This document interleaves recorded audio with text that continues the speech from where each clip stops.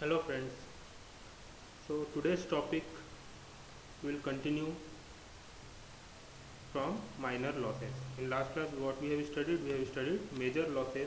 Major losses occur because of friction. We have seen that major losses occur because of friction, and we have seen two important formulas to evaluate the major losses. दो formula देखा था हमने कौन कौन से, डार्शीज वे और catches formula. हमने ये देखा था कि मेजर लॉस किसको बोलते हैं हम, जब फ्लूइड फ्लो हो रहा है पाइप में और फ्रिक्शन के कारण जो लॉस होता है, that come under the category of major loss. But अगर फ्लूइड फ्लो हो रहा है and there is a loss of energy because of change in velocity, and that change in velocity can be either in magnitude or in direction, and when that change in velocity causes loss of energy, we consider it under the category of minor loss of energy. ठीक है. अब जब long pipe है तो ये जो minor loss होता है ये बहुत कम होता है as compare to major loss, इसलिए जनरली इसको हम नेग्लेक्ट कर देते हैं माइनर लॉसेस को in case of long pipe. But in case of small pipe ये माइनर लॉसेस को नेग्लेक्ट नहीं किया जा सकता, क्योंकि इनकी वैल्यू भी कंपेरेबल होती है as compare to major losses. ठीक है. तो minor losses is very much important in case of short pipe, whereas major loss are important in case of short as well as long pipe.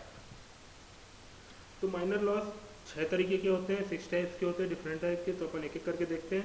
पहला type है loss of head due to sudden enlargement. जब pipe में fluid flow हो रहा है और अचानक से उसका क्रॉस सेक्शनल एरिया बढ़ जाता है, ठीक है, एब्रप्टली चेंज होता है.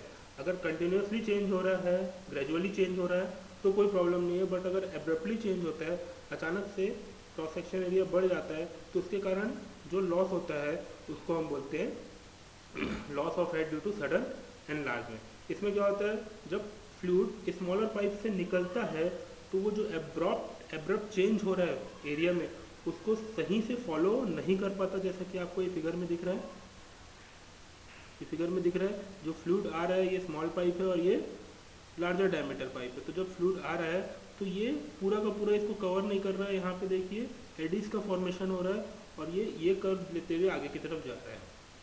ठीक है. तो ये जो डाइवर्जिंग पैटर्न हो रहा है और यहाँ पे क्या हो रहा है, पॉकेट्स क्रिएट हो रहे हैं, टर्बुलेंट एडिस क्रिएट हो रही है, रिजल्टिंग इन क्या हो रहा है इसके कारण, जो मैकेनिकल एनर्जी, जिस एनर्जी से फ्लूइड आ रहा है that is converted into intermolecular energy, उसमें एनर्जी का लॉस हो रहा है. ठीक है. मैकेनिकल एनर्जी लॉस हो रही है और वो इंटरमोलिकुलर एनर्जी में जाके यहाँ पे एडिस फॉर्मेशन कर रही है, जिसके कारण हेड लॉस हो रहा है. और उस हेड लॉस की वैल्यू, अगर एक छोटा सा डेरिवेशन होता है इसका, लेकिन डेरिवेशन अभी हमारे काम का नहीं है, हमको ये फॉर्मूला ध्यान रखना है कि किस पे डिपेंड करेगा ये, velocity v1 in smaller pipe, यहाँ पे जो वेलोसिटी है, ठीक, and v2 velocity in this larger pipe. दोनों ऑब्वियसली यहाँ पे एरिया ऑफ क्रॉस सेक्शन कम है तो यहाँ पे वेलोसिटी ज़्यादा रहेगी, यहाँ पे वेलोसिटी कम रहेगी एज पर कंटिन्यूटी इक्वेशन. तो जो लॉस ऑफ हेड है, जो सडन एक्सपांशन के कारण जो लॉस हो रहा है, it will be the difference in velocity head. ठीक है. v1 माइनस v2 इसका whole square divided by 2g. तो this is the simple formula for evaluating loss of head due to sudden enlargement. ठीक है. Next, similarly क्या होता है, loss of head due to sudden contraction. Again जब ज़्यादा बड़े डायमीटर से फ्लूइड आ रहा है और अचानक से अब्रप्टली इसका डायमीटर चेंज हुआ, ठीक, कम हो गया, तो भी लॉस होता है. देखिए यहाँ पे फिगर में दिख रहा होगा आप लोगों को, ये लार्जर डायमीटर की पाइप है, फ्लूइड आ रहा है और जैसे ही एरिया चेंज होता है, एरिया कम होता है, अब्रप्टली कम होता है, तो यहाँ पे फ्लूइड नहीं है और ये क्या होता है, यहाँ पे एक वेना कॉन्ट्रैक्टा बनाता है. ठीक. ये पूरा का पूरा वेना कॉन्ट्रैक्टा बनाता है यहाँ पे. अब देखिए यहाँ पे क्या हो रहा है, अचानक से एरिया ऑफ क्रॉस सेक्शन कम हो रहा है तो वेलोसिटी बहुत ज़्यादा बढ़ जाएगी, मैक्सिमम वेलोसिटी रहेगी यहाँ पे. जैसे ही इस कॉन्ट्रैक्शन ये वेना कॉन्ट्रैक्टा को पार करता है तो again there is a sudden enlargement in area. ठीक है. तो यहाँ पे जो एरिया सडनली कम हुआ है, कॉन्ट्रैक्ट हुआ है, उसके कारण क्या हो रहा है, फ्लूइड जो है उसका एरिया, जो फ्लोइंग पाथ है उसका एरिया कम हो रहा है और अचानक से फिर बढ़ रहा है. तो यहाँ पे भी लॉस होता है और वो लॉस काय के लिए होता है, कॉन्ट्रैक्शन फॉलोड बाय एक्सपांशन. ठीक है. तो उसका भी ये फॉर्मूला है, H C is equal to v2 square by 2g. v2 is velocity of fluid in this smaller pipe by 1 by cc. This is coefficient of contraction. It is a constant quantity, generally its value is given in the problem. अब इसको पूरे को replace भी कर सकते हैं के से, और अगर ये कोफिशिएंट ऑफ कॉन्ट्रैक्शन की वैल्यू नहीं दी हुई है क्वेश्चन में तो हम इसको रिप्लेस कर सकते हैं के से, और के को जनरली हम ले लेते हैं 0.5। ठीक है, तो देखिए जो सडन कॉन्ट्रैक्शन के कारण जो लॉस हो रहा है वो एक्चुअल में सडन कॉन्ट्रैक्शन के कारण नहीं है, it is a contraction followed by expansion. ठीक है, तो it is also kind of loss of head due to sudden expansion but comes under the category of sudden contraction. तो ये फॉर्मूला याद रखने का है अपने को। Third category under minor loss is loss in head due to entrance in pipe. ठीक है, जब भी कोई लार्ज टैंक से एक पाइप के थ्रू हम वाटर को बाहर की तरफ निकालते हैं तो वाटर क्या हो रहा है, उस टैंक से पाइप में एंट्री कर रहा है और उस एंट्री के कारण भी लॉस होता है। ठीक, लॉस होता है इन टर्म्स ऑफ हेड, और उस head and it is given bye HI is equal to 0.5 v square by 2g and v is the velocity of fluid in that pipe। ठीक है, जनरली ये डिपेंड करता है किस पे, अगर जो टैंक है उससे पाइप में जब पानी आ रहा है तो अगर शार्प एज है तो लॉस ज़्यादा होगा, और अगर वो अच्छे से वेल राउंडेड एज है, अगर उसमें हमने फिलेट प्रोवाइड कर दिया है तो लॉस कम होगा। ठीक है, ये सब जो लॉस हम माइनर लॉस पढ़ रहे हैं इनकी वैल्यू बहुत कम होती है। ठीक है, next loss in head due to the exit of pipe. Similarly जैसे पाइप में एंट्री करते समय लॉस हो रहा है तो जब फ्लूइड पाइप से निकलेगा तब भी लॉस होता है। ठीक है, क्योंकि अचानक से क्या हो रहा है, अगेन क्या हो रहा है, अचानक से एरिया बढ़ रहा है। पाइप से अगर टैंक में फ्लूइड जा रहा है तो अभी तक क्या हो रहा था, पाइप में एक पर्टिकुलर डायमीटर की पाइप से फ्लूइड आ रहा था, अचानक से उसका एरिया, जब पाइप से बाहर निकलेगा फ्लूइड तो अचानक से उसका एरिया बढ़ जाएगा। ठीक है, और उसके कारण जो उसकी पूरी की पूरी जो काइनेटिक एनर्जी है वो किस में कन्वर्ट हो जाएगी, इंटरमोलिकुलर एनर्जी में कन्वर्ट हो जाएगी, और उसके कारण क्या होगा, एडीज का फॉर्मेशन होगा, and that eddies will be turbulent eddies. ठीक है, इसको हम बोलते हैं एग्जिट लॉस, और उसकी जो वैल्यू होती है it is the equal to the velocity head of at the discharge end of the pipe, that is v1 square by 2g। Exit loss क्या होता है, वेलोसिटी हेड के बराबर होता है। ठीक है, fifth category under minor losses are losses in head due to obstruction in pipe. Fluid flow हो रहा है किसी पाइप में, अगर कोई ऑब्स्ट्रक्शन आ गया, ठीक है, तो उसके कारण भी लॉस होगा, ऑब्वियसली लॉस होगा। उसके कारण क्यों लॉस होगा, जैसे ही ऑब्स्ट्रक्शन आएगा तो क्या होगा, एरिया कम हो जाएगा, पानी को जाने के लिए एरिया कम मिलेगा, और जैसे ही उस एरिया को ऑब्स्ट्रक्शन को पार करेगा तो अचानक से क्या होगा, एक्सपांशन होगा। ठीक, and that will be loss, that will create loss in head, and it is given by obstruction head HO is given by v square by 2g a upon cc. This is coefficient value, that is called area of an coefficient of contraction, and its value is given by AC upon capital A minus small a, and HO is v square by 2g, capital A is area of pipe, small a is area of obstruction, minus 1 to the power whole square। ठीक है, and this CC is given by AC upon capital A minus small a. This AC is area of vena contracta. All this value will be given in question if some numerical will be asked in exam।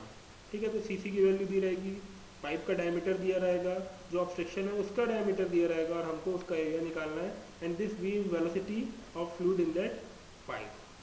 ठीक है, again ये क्यों हो रहा है, because of sudden enlargement after the obstruction there is a loss of head takes place। okay, next is loss in head due to bend in pipe। तो ये fluid flow होता है, अचानक से उसमें बेंड आ जाता है, 90 डिग्री का बेंड है, 60 डिग्री का बेंड है, तो अलग अलग बेंड पे डिपेंड करता है कि वहाँ पे कितना लॉस हो रहा है। अगर जितना ज़्यादा एब्रप्ट बेंड आएगा उतना ज़्यादा लॉस होगा। सपोज पाइप में फ्लूइड फ्लो हो रहा है, 30 डिग्री का बेंड है फ्लूइड फ्लो में डायरेक्शन में, तो क्या होगा, लॉस कम होगा। वैसे 60 डिग्री का होगा तो थोड़ा ज़्यादा होगा, 90 डिग्री का होगा तो और ज़्यादा होगा, 120 डिग्री का होगा तो और ज़्यादा होगा। मतलब बोलने का मतलब ये है कि अगर फ्लूइड अपने एक स्ट्रेट लाइन में फ्लो कर रहा है तो ये बैंड के कारण जो लॉस इन हेड होता है वो नहीं होगा, लेकिन जैसे ही उसमें बैंड आएगा, जो कि ऑब्वियसली आएगा ही आएगा, क्योंकि हमको हमेशा हर समय फ्लूइड को स्ट्रेट लाइन में फॉलो नहीं कराना, कहीं पे भी हमको एक जगह से दूसरी जगह ट्रांसमिट करना है तो वहाँ पे बैंड आएगा ही, और उस बैंड के कारण जो लॉस होता है that is given by HB is equal to KV square by 2G। Where this K is coefficient of bend. ये किस पे डिपेंड करता है? ये डिपेंड करता है एंगल ऑफ बेंड पे एंड रेडियस ऑफ बेंड पे एंड डायमीटर ऑफ पाइप पे। ठीक है, next and last one is loss in head due to pipe fitting. अलग अलग टाइप की बहुत सारी पाइप फिटिंग यूज़ करते हैं अपन, जैसे कि वॉल्व हो गया, कपलिंग हो गया, और उसके कारण जो लॉस होता है that is again given by HPF is equal to K V square by 2G where K is coefficient of pipe fitting. ठीक है, तो ये के की वैल्यू दी रहती है डिपेंडिंग अपॉन किस तरीके का पाइप फिटिंग है, किस तरीके का वॉल्व है, क्लोजर है, कपलिंग है, या किस तरीके का बेंड है, इन सब पे डिपेंड करता है के की वैल्यू। तो this are the 7 types of minor losses. ठीक है, 2 टाइप मेजर लॉस होते हैं। मेजर लॉस का तो एक ही टाइप है, क्या? बिकॉज ऑफ फ्रिक्शन, लेकिन उसको इवेल्युएट करने के 2 फॉर्मूले हमने देखा, जैसे कि डार्सी-विसबेक और कैचीज फॉर्मूला। और माइनर लॉस ये 7 टाइप्स के होते हैं। ठीक है, अगर न्यूमेरिकल आता है कि माइनर लॉस को कंसिडर करते हुए आप प्रॉब्लम सॉल्व करो, तो आपको ये सब फॉर्मूले याद होने चाहिए, 7 फॉर्मूले याद होने चाहिए, और इसको लेते हुए हमको आगे प्रॉब्लम सॉल्व करना पड़ेगा। ठीक है, तो एक न्यूमेरिकल देखते हैं अपन। जनरली जो इसमें भी माइनर लॉस में भी जो इंपॉर्टेंट होता है that is losses due to sudden enlargement, first one, and losses due to sudden contraction. ठीक है, तो न्यूमेरिकल देखते हैं अपन। इसमें ये फिगर दिया हुआ है, in a figure given below when a sudden contraction is introduced in a horizontal pipeline from 50 centimetre to 25 centimetre. ये 50 सेंटीमीटर डायमीटर का है, फ्लो हो रहा है, और अचानक से उसका डायमीटर पाइप का कितना हो गया? 25 centimetre. Pressure changes from this Newton पर मीटर स्क्वायर टू 7689 न्यूटन पर मीटर स्क्वायर। तो देखिए, जैसे ही यहाँ पे ऑब्वियसली प्रेशर कम होगा, क्यों होगा? क्योंकि एरिया ज़्यादा है, यहाँ पे एरिया कम है क्योंकि डायमीटर के कारण। तो यहाँ पे कंटिन्यूटी इक्वेशन के हिसाब से यहाँ पे वेलोसिटी कम रहेगी, यहाँ पे वेलोसिटी ज़्यादा रहेगी। वेलोसिटी ज़्यादा रहेगी तो वेलोसिटी हेड ज़्यादा रहेगा यहाँ पे, और यहाँ पे वेलोसिटी हेड कम रहेगा। Now according to Bernoulli's theorem, velocity head यहाँ पे ज़्यादा है तो प्रेशर हेड क्या होगा? कम होगा, अगर हम और किसी लॉसेस की बात ना करें। तो calculate the rate of flow. अब हमको यहाँ पे फ्लो रेट पता करना है। Assuming coefficient of contraction of jet to be 0.65। यहाँ पे कोफिशिएंट ऑफ कॉन्ट्रैक्शन भी दे दिया है, जो हमने फॉर्मूले में देखा था कि कोफिशिएंट ऑफ कॉन्ट्रैक्शन की जरूरत पड़ती है अपने को, तो वो वैल्यू 0.65 देती है। ठीक, तो ये हो गया पहला पार्ट क्वेश्चन का। आगे क्या पूछ रहा है? Following this if there is a sudden enlargement. अब क्या हो रहा है? पाइप में कॉन्ट्रैक्शन हुआ, फिर उसके बाद एनलार्जमेंट भी हो गया। अगेन पाइप कितनी हो गई? 25 सेंटीमीटर से 50 सेंटीमीटर चले गए, and if the pressure at 25, यहाँ पे प्रेशर विल रिमेन सेम, उतना ही प्रेशर है जितना पहले हुआ था। तो अब यहाँ पे कितना प्रेशर हो जाएगा वो पूछ रहा है। ठीक है, तो एक बार कॉन्ट्रैक्शन हुआ तो वहाँ पे उसका लॉस निकालना पड़ेगा हमको, और फिर फ्लो रेट निकालना पड़ेगा, और दोबारा जब एक्सपांशन हुआ तो उसका लॉस निकाल के वहाँ पे प्रेशर निकालना पड़ेगा। तो स्टार्ट करते हैं इसको सॉल्व करना। बहुत ही आसान क्वेश्चन है, देखेंगे अपन। सबसे पहले गिवन लिख लिए। Given is diameter D1 0.5 meter, centimeter को मीटर में कन्वर्ट करना पड़ेगा, तो एरिया निकल गया इस पाइप का यहाँ पे। D2 25 सेंटीमीटर, तो यहाँ पे एरिया निकल गया। कोफिशिएंट ऑफ कॉन्ट्रैक्शन 0.65 दिया हुआ है। प्रेशर सेक्शन 1 और सेक्शन 2 में दिया हुआ है। ठीक है, अब देखते हैं head loss due to contraction in pipe. Head loss, उसका फॉर्मूला हमको पता है, क्या होता है formula? HC is equal to V2 square by 2G 1/cc minus 1 to the power whole square. तो V2 हमारे पास नहीं है, G की वैल्यू पता है, CC की वैल्यू हमको पता है। ठीक, तो हमको अब V2 निकालना पड़ेगा।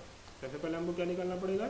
V2 निकालना पड़ेगा। तो from continuity equation A1 V1 is equal to A2 V2 हमको पता है कंटिन्यूटी इक्वेशन से, तो V1 को हम V2 के टर्म में लिख लेते हैं। V1 is equal to V2/4। ठीक है, जब एरिया 1 और एरिया 2 रखेंगे अपन, A2 और A1 की वैल्यू रखेंगे, तो क्या होगा? देखिए यहाँ पे अगर π/4 D स्क्वायर और π/4 D1 स्क्वायर रखेंगे, तो ये न्यूमरेटर में आएगी, ये वाली टर्म π/4 0.5 का स्क्वायर ये डिनोमिनेटर में आएगी, एंड π/4 0.25 का स्क्वायर ये न्यूमरेटर में आएगी। π/4 कैंसिल होगा, और तो यहाँ पे क्या मिल जाएगा हमको? 1/4। ठीक है, तो V1 is equal to V2/4 एक रिलेशन मिलेगा। अब नेक्स्ट हम क्या करेंगे?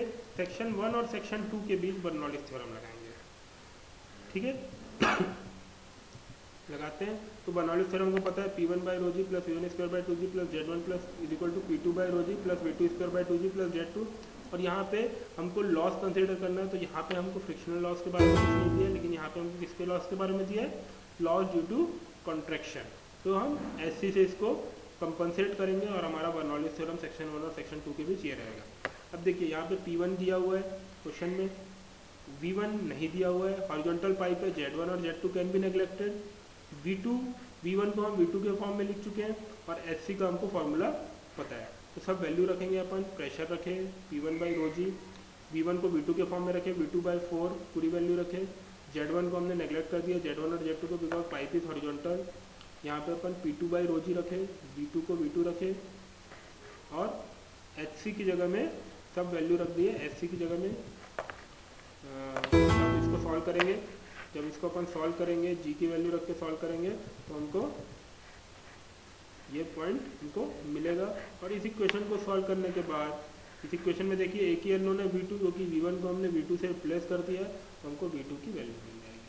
ठीक, जैसे ही हमको V2 की वैल्यू मिलेगी, हमको पता है रेट ऑफ फ्लो Q क्या होता है, एरिया इंटू वेलोसिटी, तो V2 मिल गया हमको। अगर हम A2 से इसको मल्टीप्लाई कर देंगे तो हमको फ्लो रेट मिल जाएगा, Q is equal to A2V2, सब वैल्यू रखेंगे तो 0.3723 मीटर क्यूब पर सेकेंड मिल गया। This completes your first part. अब क्या बोल रहे हैं प्रॉब्लम में कि 25 सेंटीमीटर में आने के बाद फिर से एक सडन एनलार्जमेंट हुआ 50 सेंटीमीटर में, और अब वहाँ पे 50 सेंटीमीटर मतलब सेक्शन 4 में उसकी प्रेशर पूछ रहा है। तो अब हम क्या करेंगे, बर्नौलीज थ्योरम लगाएंगे 3C और 4 के बीच, क्योंकि प्रेशर निकालना है तो हमको बर्नौलीज थ्योरम लगाना पड़ेगा। सेम फार्मूला होगा, ठीक, यहाँ पे HC की जगह में क्या आ जाएगा HE, ठीक है, एक्सपांशन के कारण, एरिया बढ़ने के कारण जो लॉस होगा, यहाँ पे क्या आ रहा था एरिया कम होने के कारण जो लॉस होगा, तो कॉन्ट्रैक्शन के कारण। अब क्या आ जाएगा, एरिया बढ़ने के कारण जो लॉस होगा। तो देखते हैं अपन इक्वेशन लिख के 3 और 4 सेक्शन के बीच में, तो HE आ जाएगा और सेक्शन 3 और सेक्शन 4 है तो P3E3 P4 V4 आएगा। Again pipe is again horizontal, so Z3 and Z4 can be eliminated. P3 दिया हुआ है, P4 हमको निकालना है, V3 and V2 will be equal, ठीक है, क्योंकि दोनों ही वेलोसिटी किसमें 25 सेंटीमीटर पाइप में है, तो velocity V2 and V3 will be equal, and V4 again we will calculate it from continuity equation. तो भैया P3 गिवन है, V3 is equal to V3 V2 7.586 हम निकाल चुके हैं यहाँ पे देखिए, and V4 is equal to V1 होगा, क्योंकि अभी क्या हो गया फिर से 50 सेंटीमीटर डायमीटर हो गया, तो V1 जितना था उतना V4 हो जाएगा, और ये रिलेशन हमको पता है V1 is equal to V2/4 है, तो V4 भी क्या हो जाएगा V2/4, और हमको V4 की भी वैल्यू मिल गई 1.8965 मीटर पर सेकेंड। तो अब इस इक्वेशन में देखिए ये पूरी वैल्यू पता है हमको, ये पता है, P4 अननोन है, V4 बाय ये पता है, Z4 Z3 एलिमिनेट कर चुके, HE की वैल्यू निकल जाएगी, तो हमारी P4 की भी वैल्यू निकल जाएगी। ठीक, अब HE फॉर्मूला हमको पता है, HE is equal to V3 minus V4 का whole square by 2G। Formula अपन ने देखा था अभी माइनर लॉस पढ़ते समय, V3 पता है, V4 पता है, वैल्यू पुट करिए तो 1.65 मीटर हमको मिल गया, loss of head due to expansion. अब इस फॉर्मूले में रख देंगे, ठीक, तो हमको एक ही अननोन है इस फॉर्मूले में, तो हमको P4 की वैल्यू मिल जाएगी 78480 न्यूटन पर मीटर स्क्वायर। ठीक है, बहुत ही सिंपल सा प्रॉब्लम था ये, बस हमको क्या ध्यान रखना है, तो माइनर लॉस में जो फॉर्मूला है वो हमको याद रखना है कि फॉर्मूला क्या है, और वो लॉस निकाल के बर्नौलीज थ्योरम में हमने रख दिया, और हमको सब वैल्यू जो पूछा था वो मिल। ठीक है, तो this is all about minor losses. तो हमने जब पाइप में फ्लूइड फ्लो होता है तो मेजर लॉस क्या होता है वो देख लिया, बिकॉज ऑफ फ्रिक्शन होता है वो, और उसको कैसे निकालते हैं वो भी देख लिया। जनरली उसके लिए हमको डार्सी-यूज़बैक फार्मूला ही यूज़ करना पड़ेगा, कैचिस फार्मूले का यूज़ बहुत कम होता है। हमने देख लिया 7 टाइप्स के माइनर लॉसेस क्या क्या होते हैं, और उसको निकालने का फार्मूला भी हमने देख लिया, और एक न्यूमेरिकल सॉल्व कर लिया कि उन माइनर लॉस को किस तरह से निकाला जाता है। अगेन 2 इक्वेशन इंपॉर्टेंट है, कंटिन्यूटी इक्वेशन और बर्नौलीज इक्वेशन, ये दोनों लगा के ही हमको ये पूरे जो यूनिट है इसमें काम आएगा। ठीक है, तो आज की क्लास के लिए इतना ही। नेक्स्ट क्लास में अपन देखेंगे hydraulic gradient line and total energy line, इसकी थ्योरी देखेंगे और उससे रिलेटेड न्यूमेरिकल देखेंगे। ठीक है, थैंक यू।